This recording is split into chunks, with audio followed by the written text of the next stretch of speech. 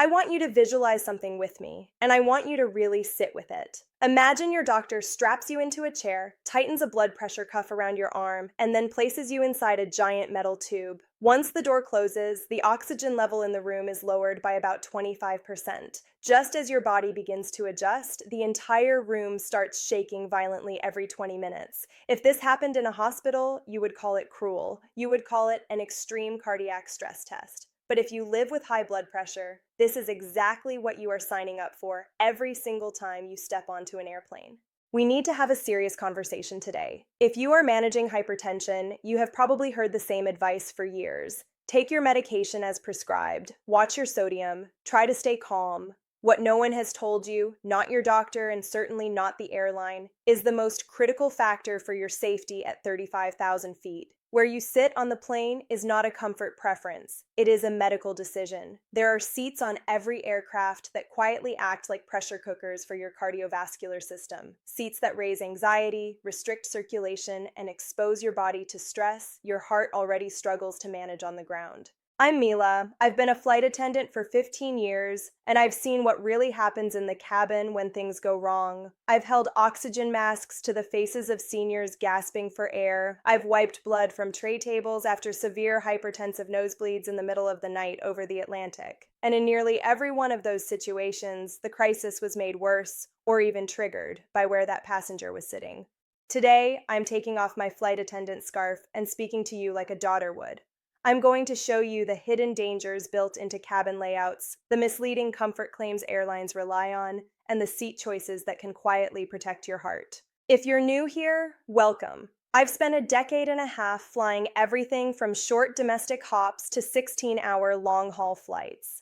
I've seen the glossy marketing version of air travel, but more importantly, I've seen the reality of what it does to the human body. I call myself a guardian of travel because airlines are not designed to look out for your health. They are businesses selling space. They will happily assign a cramped seat next to a lavatory to a 75-year-old with a heart condition if their system says it's efficient. I'm here to be the counterbalance to that system. I want you to arrive at your destination not just alive, but healthy enough to enjoy it. Let's start with the seat everyone hates, the middle. We all dislike it, but if you have high blood pressure, the middle seat is not just uncomfortable. It is a physiological trigger. This goes far beyond elbow room. Humans are wired with a fight or flight response that activates when we feel trapped. When you are wedged between two strangers, shoulders and hips pressed in from both sides, your brain perceives danger. There is no escape route. For a younger person, this may be irritating. For a senior with hypertension, it causes a constant low-level release of stress hormones like cortisol and adrenaline. Your heart rate increases, blood vessels constrict, and your blood pressure rises before the plane even leaves the gate. Airlines know this, and they've learned how to disguise it. You may hear them advertise that middle seats are now wider by an inch. That isn't generosity. It's a psychological trick. That extra inch allows them to narrow aisle and window seats, even more so they can fit additional rows. The middle seat remains a pressure trap, just packaged more attractively. That slight increase in width does nothing to reduce the feeling of being physically boxed in. I'll never forget a full flight from Chicago to Las Vegas on a hot summer afternoon. In row 22, there was a small elderly woman seated between two very large men whose shoulders extended deep into her space. Before we even took off, I could see fear in her eyes. About 2 hours into the flight, her call light went on. When I reached her, she was gasping for air, face flushed, eyes wide, clutching her chest. She kept saying, "I can't breathe. The walls are closing in."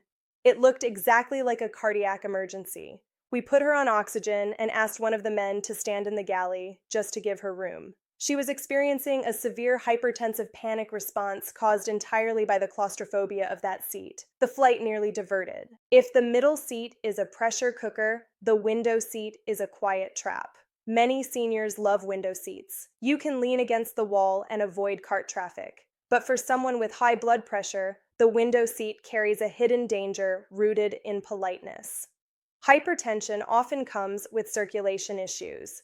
The greatest risk during flying is not a crash. It is deep vein thrombosis, blood clots forming in the legs due to immobility. If one breaks loose and reaches the lungs, it can be fatal within minutes. Movement is the only reliable prevention. But here's the problem. Your generation values courtesy. If you're seated at the window and the middle passenger is asleep while the aisle passenger has their tray table down working, will you ask them to move just so you can stand up? Most of you won't. You'll stay seated, legs still, bladder full, for hours because you don't want to inconvenience anyone. That politeness comes at a serious cost. I once had a gentleman in his 80s on a transatlantic flight from London to New York, seated at the window, next to a young couple who slept nearly the entire flight. He later told me he didn't stand up once in 8 hours. When we landed and everyone rose to retrieve bags, he couldn't stand. His leg was swollen, hot, and discolored. Paramedics had to carry him off the plane. He had developed a massive blood clot. His vacation began in a hospital bed. If you have high blood pressure, you cannot afford to sacrifice movement for manners. And that brings us to the one seat type that gives you control, but only if you choose it wisely.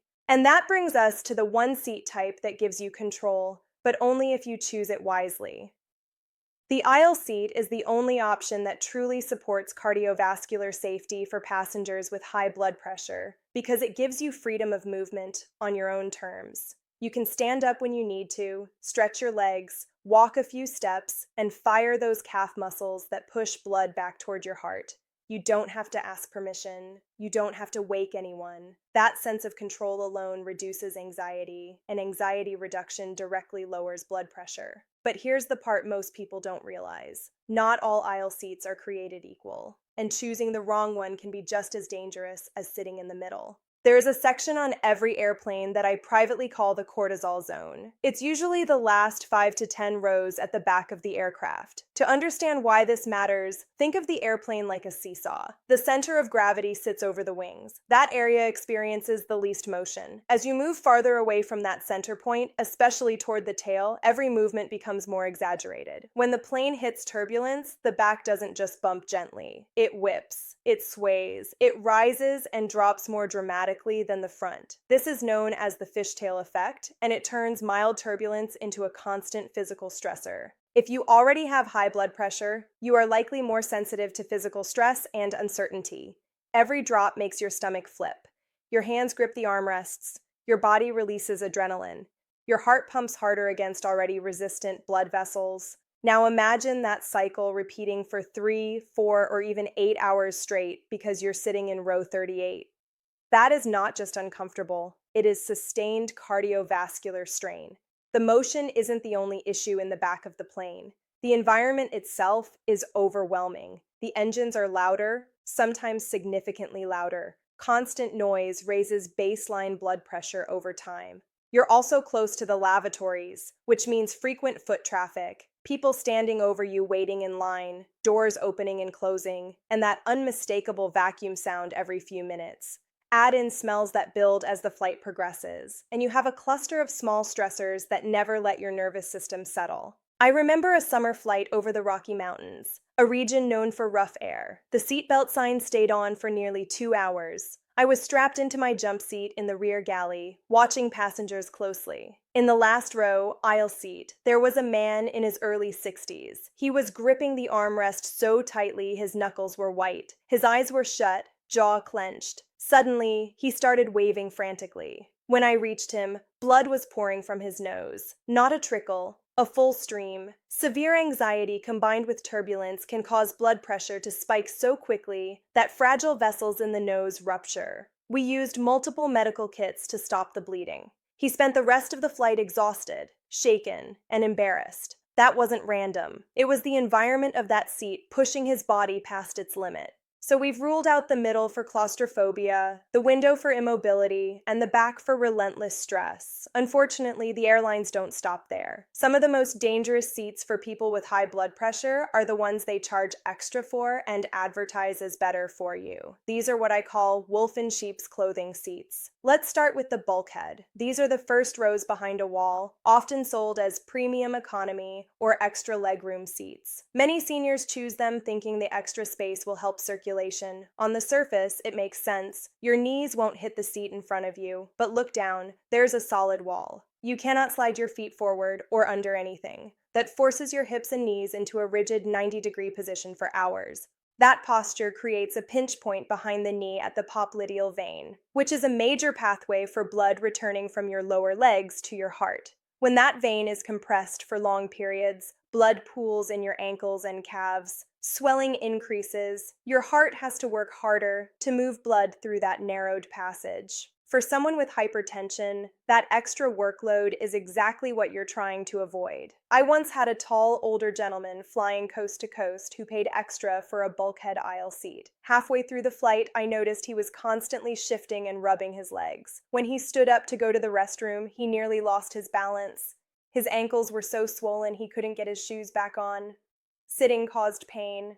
He ended up standing in the galley for long stretches just to relieve pressure. He looked at me and said, completely defeated, "I paid $100 for this." That money bought him discomfort and cardiovascular strain, not relief.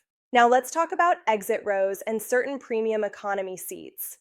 These often look appealing, especially if you carry extra weight around the hips, which is common and completely normal as we age. The problem lies in the armrests. To store tray tables, airlines build thick, solid armrests that do not lift. That makes the seat itself narrower than standard economy, sometimes by a full inch or more. Those rigid armrests press continuously into your thighs and hips. This constant pressure restricts surface blood flow and creates low-grade pain that never fully goes away. Your brain responds to ongoing discomfort by releasing stress hormones to cope. Your blood pressure rises and stays elevated because your body never gets to relax. I had an elderly woman seated in an exit row aisle seat who endured 4 hours of silent discomfort because she was too embarrassed to speak up. When we landed, I noticed bruising on her upper arm from pressing against the metal hinge. Her hips must have been worse. She suffered because the airline sold that seat as an upgrade. If you cannot lift the aisle armrest, even partially, that seat is not safe for someone managing hypertension. Comfort marketing does not equal medical suitability. And that brings us to another trap that combines biology and temptation: food, salt, and where you sit in relation to it. If you have high blood pressure, you already know sodium is your enemy. At altitude, your taste buds are dulled by roughly 30%. So airline food is heavily salted to taste normal. One meal can contain an entire day's recommended sodium intake. But the real danger is proximity. Rows near the middle galley are saturated with food smells. Ovens heat meals, pretzels warm, cookies bake. Those smells are pumped directly into the cabin air. Smell bypasses willpower and goes straight to the brain. You might board with healthy snacks and strong intentions, but after an hour of smelling warm, salty food, biology wins. I watched a passenger on a strict low-sodium diet sit directly in front of the mid-cabin galley. He resisted for an hour, then ordered multiple salty snacks. By landing, his hands were swollen and his rings tight. He looked uncomfortable and disappointed. Willpower is not enough when your environment is stacked against you. And finally, we need to talk about the most dangerous financial decision that becomes a medical one: buying the cheapest ticket. Basic economy sounds harmless. You save $40 or $50. But when you buy it, you give up seat selection until the gate. That means the airline assigns you whatever is left. And what's left are the seats no one else wanted: middle seats, back rows, seats near bathrooms, non-reclining torture chambers. If you have high blood pressure, buying basic economy is gambling with your cardiovascular stability. You are trading a small savings for a high likelihood of being placed in the worst possible environment for your condition. That is not thrift, that is risk. And now we arrive at the most important part of this conversation, because everything we've discussed so far only matters if you actually apply it. Knowledge without action does not protect your heart. Decisions do. By now, you understand that seat choice is not about comfort or status. It is about managing stress, circulation, and control in an environment that quietly works against your cardiovascular system. So let me give you a clear, repeatable protocol you can follow every single time you book a flight, no matter the airline, the aircraft, or the route. The first rule is simple and absolute. You must choose an aisle seat. This is non-negotiable if you have high blood pressure. The aisle gives you autonomy. You can stand up when your body tells you to move. You can walk a few steps without asking permission. You can stretch your legs, roll your ankles, and activate the calf muscles that push blood back toward your heart. That movement is not optional, it is medicine. Just knowing you can get up lowers anxiety, and lower anxiety means lower blood pressure. The aisle also provides a visual sense of openness, which reduces that trapped feeling that silently spikes stress hormones. The second rule is location. You want to be forward of the wing, ideally in the front third of the economy cabin. This is where the ride is smoothest and the noise level is lowest. Less motion means fewer adrenaline surges. Less noise means your nervous system can actually settle. Sitting closer to the front also reduces exposure to lavatory traffic, standing passengers, and constant sensory interruptions. Think of it as choosing the calmest neighborhood inside the aircraft. Your heart notices the difference, even if you don't consciously label it. The third rule is armrest freedom. You must have standard armrests that lift. This detail is critical and often overlooked. The ability to slightly raise the aisle armrest gives your hips and thighs room to breathe. It prevents constant compression, improves blood flow, and eliminates that low-grade physical stress that keeps cortisol elevated. Fixed armrests are not just uncomfortable, they are a biological stressor, especially for passengers who carry weight in the hips or midsection. If the armrest doesn't move, that seat is not for you. Now here's where airlines try to confuse you. Their seat maps are designed to sell, not to inform.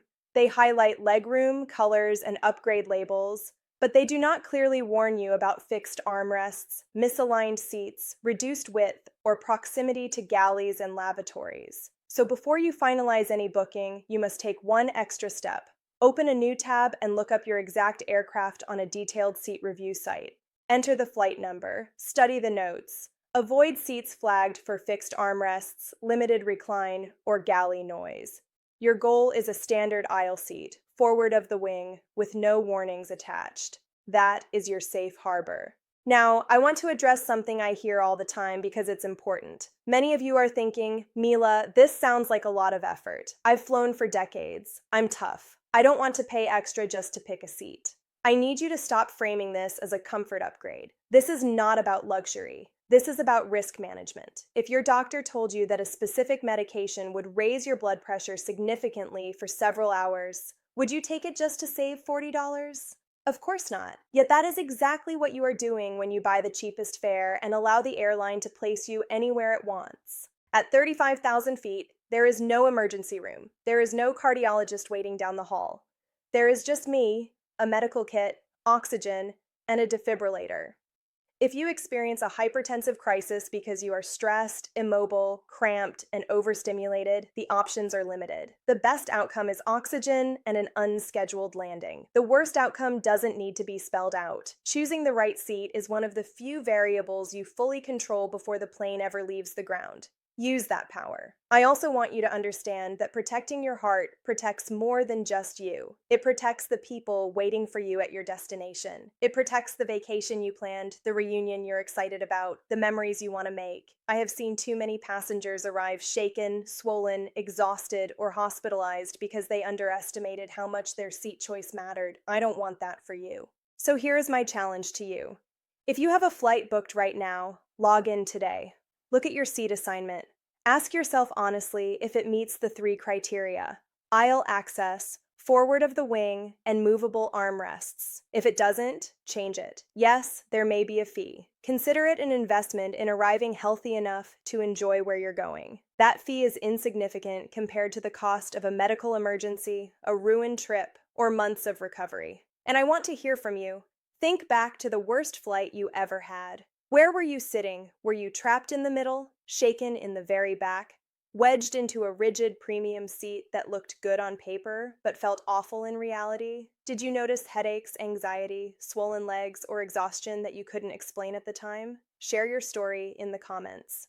When we connect those experiences to seat choice, we take our power back. I'll end with this. Flying with high blood pressure doesn't mean giving up travel. It means traveling intelligently. It means respecting your body and refusing to let an algorithm decide your health.